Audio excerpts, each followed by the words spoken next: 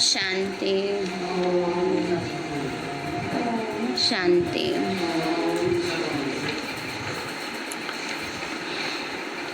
कल बाबा ने हम बच्चों को बाबा का दूसरा कदम सहनशीलता के ऊपर समझाया था। सहनशीलता माना सबके प्रति शुभ भावना, शुभ कामना रखना, रहम दिल का भाव, चाहे कोई ग्लानि भी करे, क्रोध भी करे, विपरीत परिस्थितियों में भी एक रस अचल अडोल अवस्था अपनी बनाकर रखना है। बाबा ने कहा बच्चे कोई महिमा करे, प्रशंसा करे, तब मुस्कुराएं तो थोड़ी कोई सहनशीलता है, बड़ी बात है ना। कोई ग्लानि करे उसमें भी हमारी अवस्था एक रस रहे। फिर ये भी नहीं कि अभी तो सुन लिया बाद में फिर ब्लास्ट हो जाए, वो भी नहीं होना चाहिए, वो भी सहनशीलता नहीं। ज्ञान के आधार से उस बात को तभी परिवर्तन कर दें, वो है सहन करके समाना। तो इसलिए जितना हम अपने ऊपर ये देखेंगे कि बाबा के कदम पर कदम रखते जाएंगे, उतना हमें बाप समान बनना सहज हो जाएगा। जैसे पहला कदम बाबा ने समर्पणता बताया, ऐसे दूसरा कदम सहनशीलता है।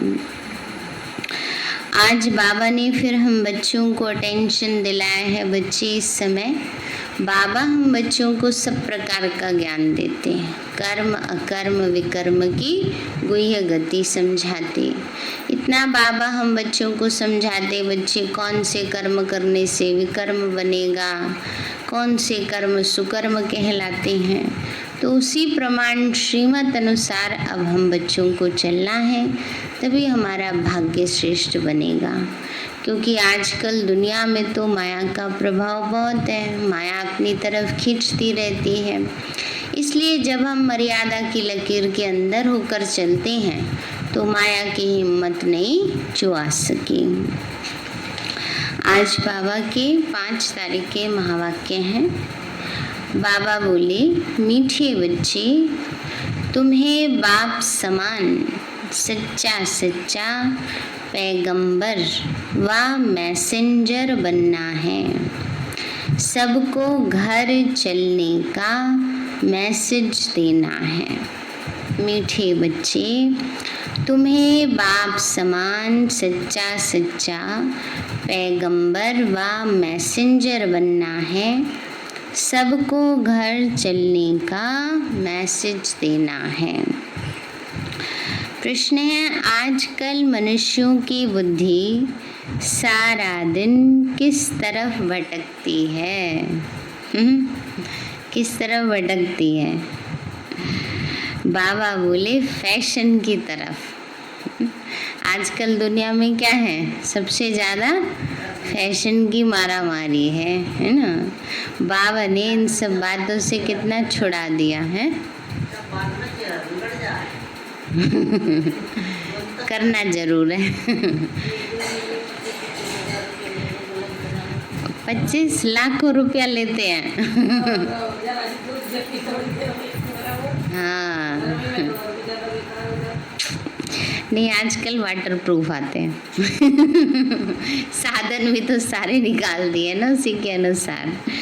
तो हाँ, फैशन की तरफ मनुष्यों की बुद्धि जाती है ना। देखो कैसे नए नए प्रकार के फैशन रोजाना निकलते रहते हैं। मनुष्यों को कशिश करने के लिए अनेक प्रकार के फैशन करते हैं। ये फैशन चित्रों से ही सीखे हैं। समझते हैं पार्वती भी ऐसे फैशन करती थी, है ना। अब पार्वती का चित्र भी बनाने वाले तो तमो प्रधान बुद्धि है ना, तो वो अपनी बुद्धि के अनुसार बना देते हैं। अगर पार्वती भी ऐसे कपड़े पहनती, ऐसे बाल बनाती, तो थोड़ी वो कोई देवी देवता कहलाए। हाँ, वो तो उनके अंदर तो बहुत रॉयल्टी होती है। कहते हैं नाखूनों का, कलयुग अंत की निशानी है नाखूनों और बालों का श्रृंगार। तो इसीलिए वो कोई नाखूनों बालों का श्रृंगार नहीं करेंगे। हाँ, हाँ, आजकल फैशन है ये। मुझे ये नहीं समझ में आता इतनी गर्मी में कैसे खुले बाल चल जाते हैं। गर्मी नहीं लगती उनको। मुझे देख देख के गर्मी लगने लगती है। हाँ, और आजकल देखो सबसे ज़्यादा कमाई इन चीज़ों की है, पार्लर की है, सैलून की है ना।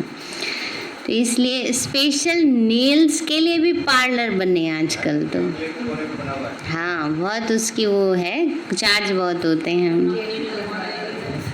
वही वही नकली तो खैर चलो हमारे ज़माने में भी चलते थे। जिसके छोटे होते थे वो नकली लगा करके 1-2 दिन का वो कर लेते थे, लेकिन आजकल तो ये फैशन बन गया है। तो मनुष्यों को कशिश करने के लिए अनेक प्रकार के फैशन करते हैं। ये फैशन चित्रों से ही सीखे हैं। समझते हैं पार्वती भी ऐसे फैशन करती थी, बाल आदि बनाती थी। बाबा कहते तुम बच्चों को इस पतित दुनिया में फैशन नहीं करना है। तुम्हें तो मैं ऐसी दुनिया में ले चलता हूँ जहाँ नेचुरल सुंदरता रहती है। फैशन की दरकार नहीं, फैशन की ज़रूरत ही नहीं है। गीत है तुम ही हो माता पिता, तुम ही हो बंधु सखा, तुम ही हो। ओम शांति। बच्चों ने गीत सुना, जब महिमा गाते हैं तो बुद्धि ऊपर चली जाती है। आत्मा ही बाप को कहती है, वही खिवैया है, पतित पावन है, अथवा सच्चा सच्चा मैसेंजर है। बाप आकर आत्माओं को मैसेज देते हैं और जिसको मैसेंजर व पैगंबर कहते हैं। कोई छोटे व बड़े होते हैं, वास्तव में वह मैसेज व पैगाम देते नहीं। यह तो झूठी महिमा कर दी है। बच्चे समझते हैं सिवाय एक के इस मनुष्य सृष्टि पर और किसी की भी महिमा नहीं है। एक शिव बाबा के सिवाय और कोई महिमा योग्य नहीं है। सबसे जास्ती महिमा इन लक्ष्मी नारायण की है, क्योंकि ये हैं नई दुनिया के मालिक। सो भी भारतवासी जानते हैं। दुनिया वाले सिर्फ इतना जानते हैं कि भारत प्राचीन देश है। भारत में ही गॉड गॉडेजेस का राज्य था। कृष्ण को भी गॉड कह देते हैं। भारतवासी इन्हों को भगवान भगवती कहते हैं, परंतु यह किसी को भी पता नहीं है कि यह भगवान भगवती सतयुग में राज्य करते हैं। भगवान ने गॉड गॉडेजेस का राज्य स्थापन किया।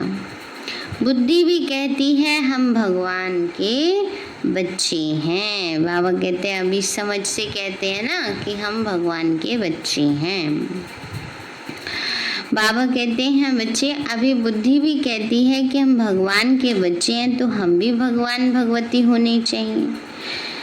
सब एक के बच्चे हैं ना, परंतु भगवान भगवती कह नहीं सकते। उन्हों को कहते हैं देवी देवताएं। यह सब बातें बाप बैठ समझाते हैं। भारतवासी कहेंगे कि हम भारतवासी पहले नई दुनिया में थे। नई दुनिया को तो सब चाहते हैं। बापूजी भी नई दुनिया, नया राम राज्य चाहते थे, परंतु राम राज्य का अर्थ बिल्कुल ही नहीं समझते। कहते हैं ना, गांधी जी भी क्या चाहते थे, राम राज्य हो, पर राम राज्य का मतलब ही नहीं समझते हैं। बाबा कहते आजकल मनुष्यों को अपना अहंकार कितना है।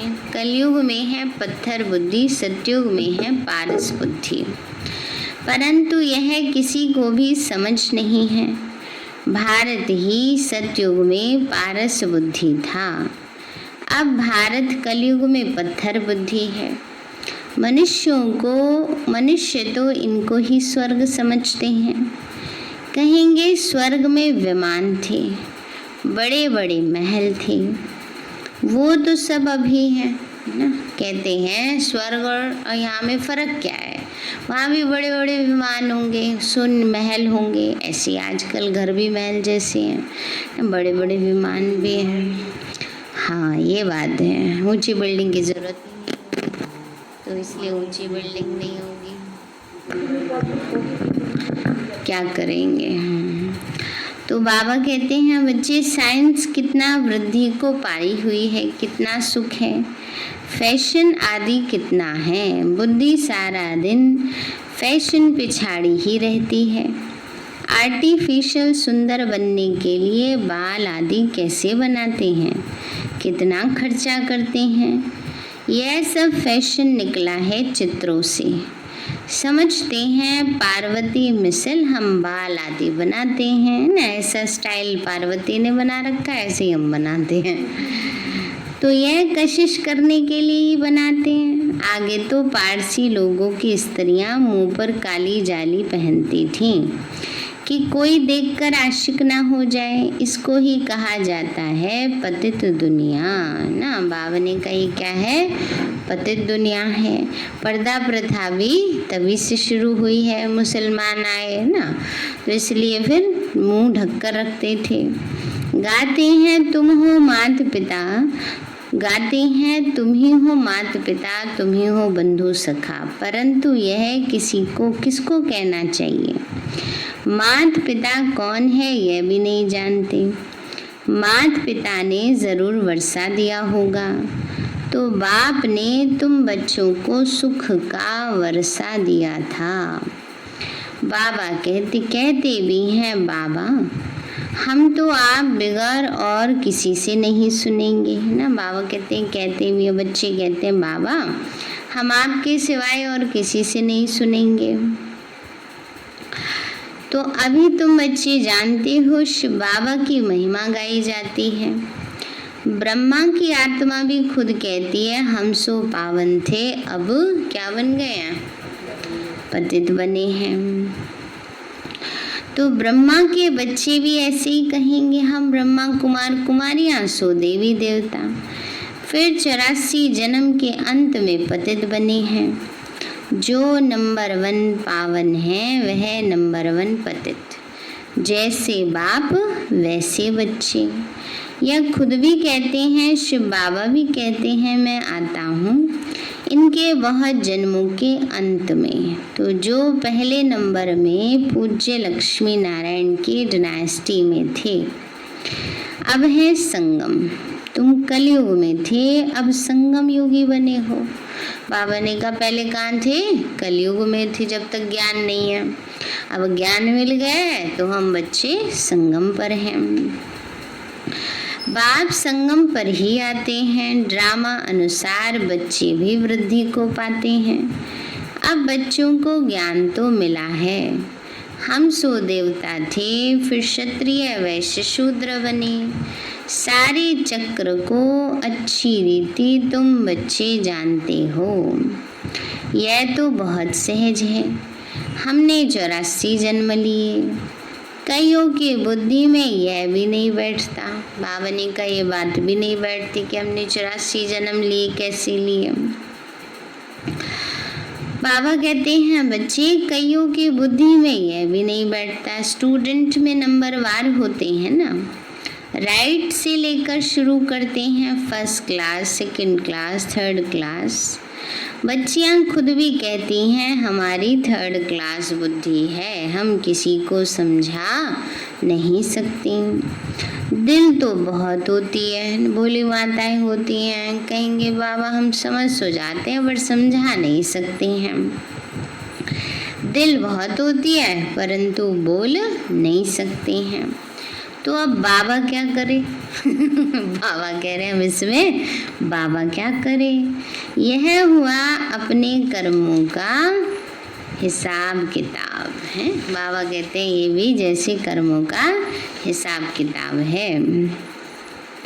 अब बाबा कहते हैं मैं तुमको कर्म अकर्म विकर्म की गति का ज्ञान सुनाता हूँ। कर्म करना है यह तो तुम बच्चे जानते हो। थर्ड क्लास बुद्धि वाले इन बातों को समझ ना सके। ये है ही रावण राज्य। परंतु यह किसी को भी पता नहीं है। रावण राज्य में मनुष्य तो विकर्म ही करेंगे तो नीचे ही गिरेंगे। बाबा कहते रावण का राज्य है तो पाप कर्म करते हैं, पतित बनते हैं, नीचे ही गिरते हैं। गुरु किया जाता है दुख की दुनिया में, सदगति के लिए ही गुरु करते हैं कि मुक्ति में ले जाएं। वो है निर्वाण धाम, वाणी से परे स्थान। मनुष्य अपने को वानप्रस्थी कहते हैं, वो भी कहने मात्र है ना। आजकल तो वानप्रस्थी कहते हैं, वो भी कहने मात्र। कोई कोई तो सुनना भी पसंद नहीं करते हैं, सीनियर सिटीजन। तो इसीलिए बाबा कहते हैं बच्चे लेकिन वाणी से परे तो गए नहीं, या वनों में तो प्रस्थान करते नहीं आजकल।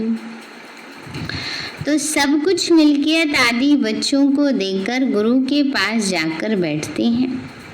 खान पान आदि तो जरूर बच्चे ही देंगे, परंतु वानप्रस्थ का अर्थ कोई भी नहीं समझते। किसी की बुद्धि में यह नहीं आता कि हमको निर्वाण धाम में जाना है, अपने घर जाना है। वह कोई घर नहीं समझते, वो तो समझते हैं ज्योति ज्योत में समा जाएंगे। निर्वाण धाम तो रहने का स्थान है। आगे 60 वर्ष के बाद वानप्रस्थ लेते थे। यह जैसे कि कायदा था, अभी भी ऐसे करते हैं। अब तुम समझा सकते हो कि वाणी से परे कोई जा नहीं सकते ना। कई ऐसे भी करते हैं भाई हमारी जिम्मेवारी पूरी हुई, अब हम जाकर तीर्थ यात्रा करेंगे ना, या आश्रम में रहेंगे या हरिद्वार जाकर रहेंगे, तो उसको वानप्रस्थ कह देते हैं। बाबा कहते हैं तुम समझा सकते हो कि वाणी से परे तो कोई जा नहीं सकता। इसके लिए तो बाप को ही बुलाते हैं, बाबा ही तो ले जाएंगे ना वाणी से परे परम धाम। कि हे पतित पावन बाबा, आओ हमको पावन बनाकर घर ले चलो। मुक्ति धाम में आत्माओं का घर है। तुम बच्चों को सतयुग के लिए भी समझाया है। वहाँ कौन रहते हैं और कैसे वृद्धि होती है, आदमशुमारी का भी किसी को पता नहीं है। राम राज्य में आदमशुमारी कितनी होगी, बच्चे आदि कैसे जन्म लेंगे, कुछ भी नहीं समझते हैं। आदमशुमारी माने जनसंख्या कितनी होगी। कोई भी विद्वान आचार्य पंडित नहीं जो इस ड्रामा के चक्र को कोई को समझा सके ना। सृष्टि चक्र का रहस्य भी सभी को नहीं मालूम होता है ना, कि स्वास्तिका जो बनाते हैं इसमें क्या राज छिपा है ये नहीं मालूम होता है। बस बना देते हैं कि शुभ का प्रतीक होता है, गणेश का प्रतीक होता है, लेकिन रियल में किस बात का है जानते नहीं हैं। तो बाबा कहते हैं बच्चे कितनी रॉन्ग बातें हैं, बिल्कुल सूत ही मुझा हुआ है। बाप समझाते हैं अभी तुम बच्चे जानते हो। बाप ने कर्म अकर्म विकर्म का सारा राज समझाया है। सतयुग में तुम्हारे कर्म अकर्म हो जाते हैं, वहाँ कोई बुरा कर्म होता ही नहीं, इसीलिए कर्म अकर्म हो जाते। यहाँ मनुष्य जो भी कर्म करते वो क्या बन जाते, विकर्म बन जाते हैं ना। इस समय मनुष्यों के कर्म कैसे हैं, विकर्म हैं। अभी तुम बच्चे जानते हो हम छोटे बड़े सबकी सारी दुनिया की कैसी अवस्था है, वानप्रस्थ अवस्था है। अब वाणी से सबको परे जाना है। अब वाणी से परे जाने वाले हैं, कहते हैं हे पतित पावन आओ, हमको आकर पतित से पावन बनाओ। परंतु जब तक पावन नई दुनिया नहीं है, यहाँ पतित दुनिया में पावन तो कोई रह न सके।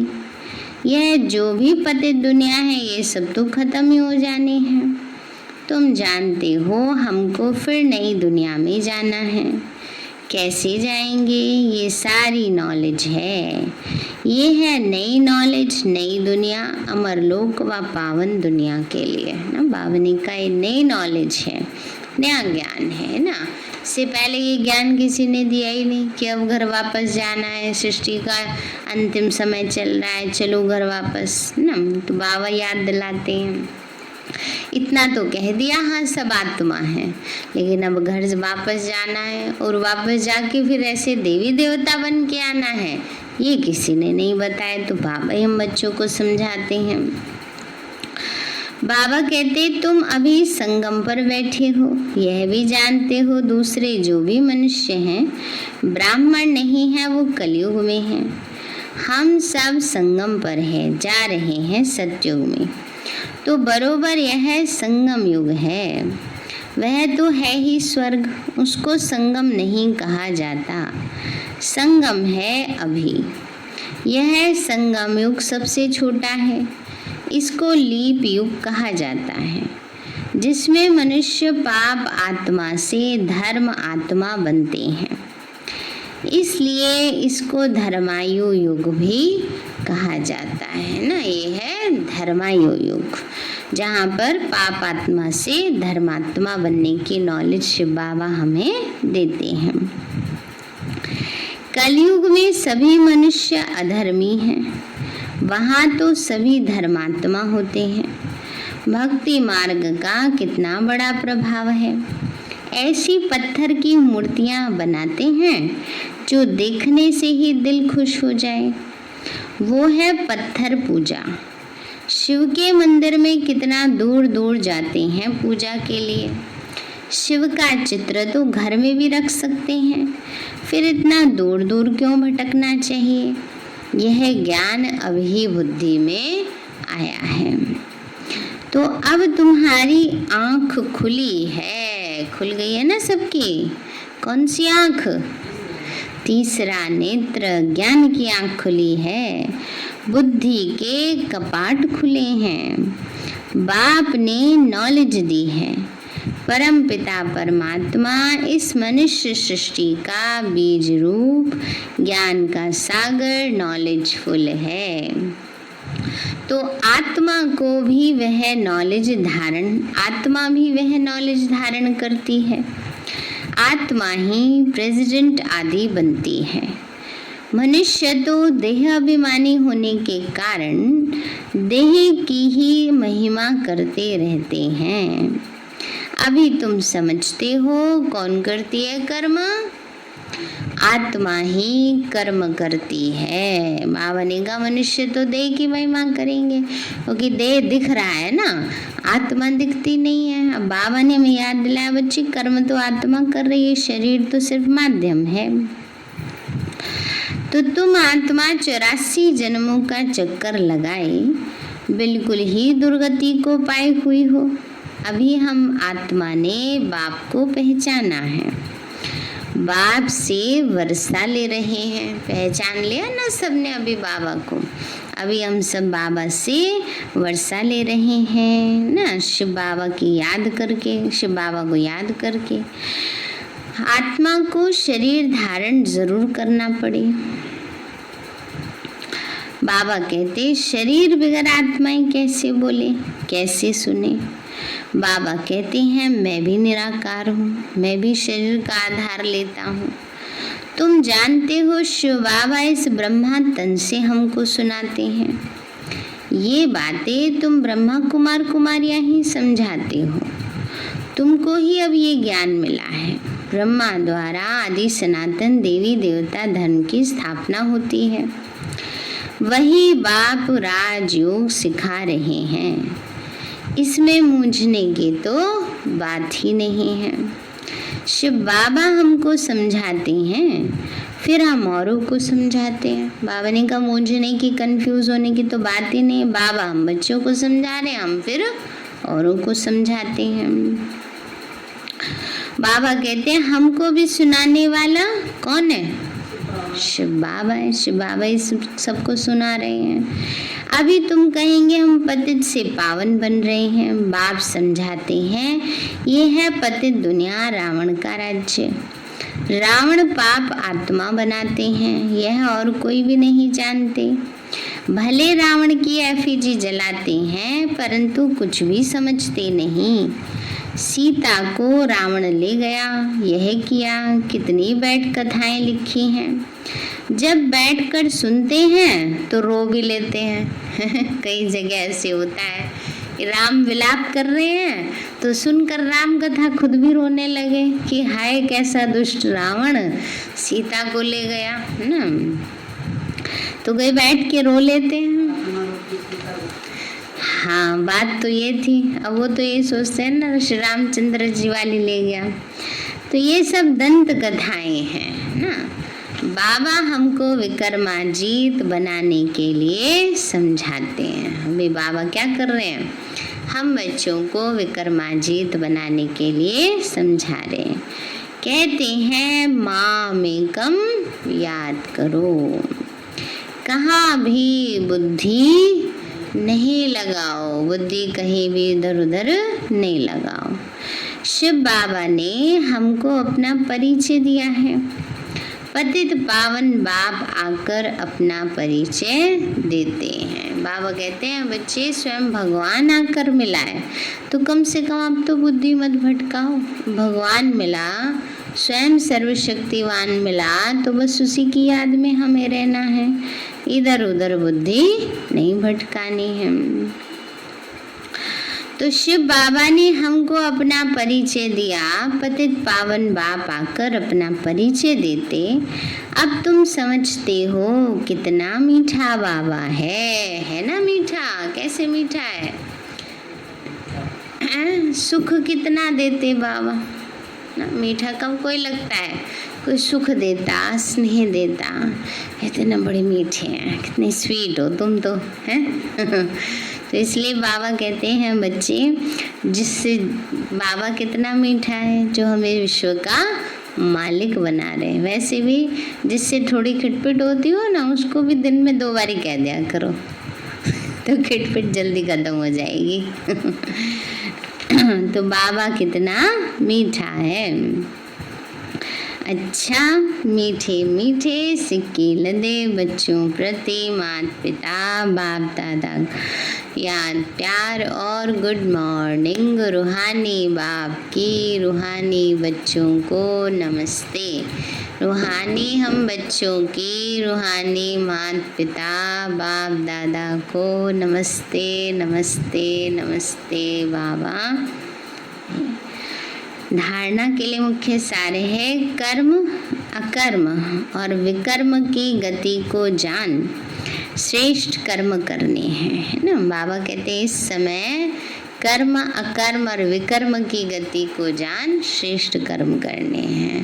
बाबा की याद में रहकर जो हम कर्म करते हैं वो हमारे कर्म श्रेष्ठ कर्म बन जाते हैं, जो हमें जन्म जन्मांतर तक फल देते हैं। बाबा ने कहा अब तो पता चल गया है ना कैसे श्रेष्ठ कर्म करने हैं, तो अब करके पुण्य जमा करो। ज्ञान दान कर धर्मात्मा बनना है। बाबा कहते हैं बच्चे ज्ञान दान करके क्या बनना है, धर्मात्मा बनना है। दूसरा पॉइंट है यह वानप्रस्थ अवस्था है। इन अंतिम घड़ियों में पावन बनकर पावन दुनिया में जाना है। पावन बनने का मैसेज सबको देना है। इन अंतिम घड़ियों में पावन बनकर पावन दुनिया में जाना है। पावन बनने का मैसेज सबको देना है। वरदान दिया बाबा ने, घबराने की डांस छोड़ सदा खुशी की डांस करने वाले मास्टर नॉलेजफुल भव। घबराने की डांस छोड़ सदा खुशी की डांस करने वाले मास्टर नॉलेजफुल भव। बाबा बोले जो बच्चे मास्टर नॉलेजफुल हैं वो कभी घबराने की डांस नहीं करते हैं। सेकंड में सीढ़ी नीचे और सेकंड में ऊपर।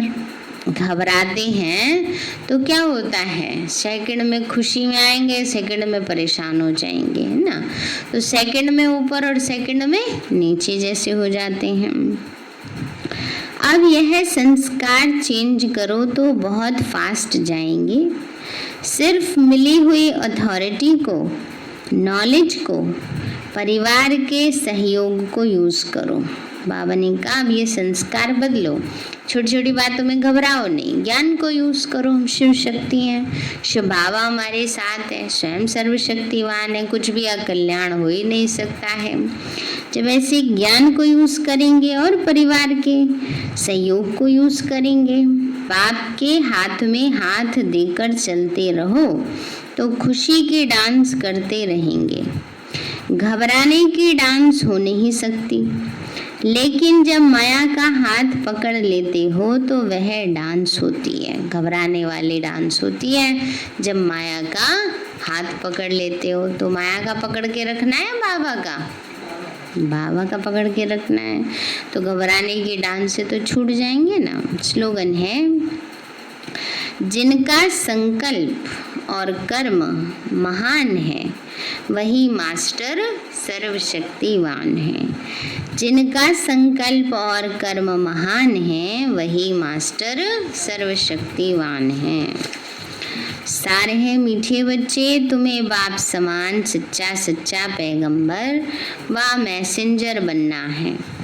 सबको घर चलने का मैसेज देना है। प्रश्न है, आजकल मनुष्यों की बुद्धि सारा दिन किस तरफ भटकती है? बाबा बोले, फैशन की तरफ। मनुष्यों को कशिश करने के लिए अनेक प्रकार के फैशन करते हैं। ये फैशन चित्रों से ही सीखे हैं। समझते हैं पार्वती भी ऐसी फैशन करती थी, बाल आदि ऐसे ही बनाती थी। बाबा कहते हैं, तुम बच्चों को इस दुनिया में फैशन नहीं करना है। तुम्हें तो ऐसी दुनिया में ले चलता हूँ जहाँ नेचुरल सुंदरता रहती है। फैशन नहीं करना, पर रॉयल्टी से रहना है, स्वच्छता से रहना है। फैशन करने की मनाही है, पर ये नहीं कि फिर स्वच्छता भी नहीं रखो, है ना। और फैशन, क्योंकि बुद्धि आजकल इन सब चीज़ों में जल्दी चली जाती है ना। तो बाबा ये भी नहीं कह रहे कि चीज़ें हैं तो उनका उपयोग ना करो, ये भी नहीं बाबा कहते। बाबा कहते अच्छे से रहो, अच्छे से पहनो भी ना, लेकिन प्रभाव में नहीं आना। तुम्हें तो ऐसी दुनिया में ले चलता हूँ जहाँ नेचुरल सुंदरता रहती है, फैशन की दरकार नहीं। गीत है, तुम ही हो माता पिता, तुम ही हो बंधु सखा, तुम ही हो। अच्छा मीठे बाबा, आपने हमें सब कुछ दिया, आपका पदम गुणाबार शुक्रिया। प्यारे बाबा, आप हमें ज्ञान, गुण, शक्तियों, वरदानों और सद्बुद्धि से भरपूर करते हो। आपका बार बार शुक्रिया। मीठे बाबा, आपने मुझ आत्मा को, इस सेवा स्थान को, विश्व की सर्वात्माओं को निर्विघ्न बनाया। आपका बार बार शुक्रिया। प्रकृति के पांचों तत्वों का भी शुक्रिया। साइंस के साधनों का भी शुक्रिया। लौकिक अलौकिक परिवार का भी शुक्रिया। हे तन, तुम्हारा भी शुक्रिया। विश्व की सर्वात्माओं का और ब्रह्मांड की सारी शक्तियों का, सब प्रकार का सहयोग देने के लिए शुक्रिया। मीठे बाबा, मुझ आत्मा ने जाने अनजाने में जिन भी आत्माओं को मनसा वाचा कर्मणा दुख दिया है, मैं उन सभी से क्षमा चाहती हूँ। मुझे क्षमादान दिलाओ।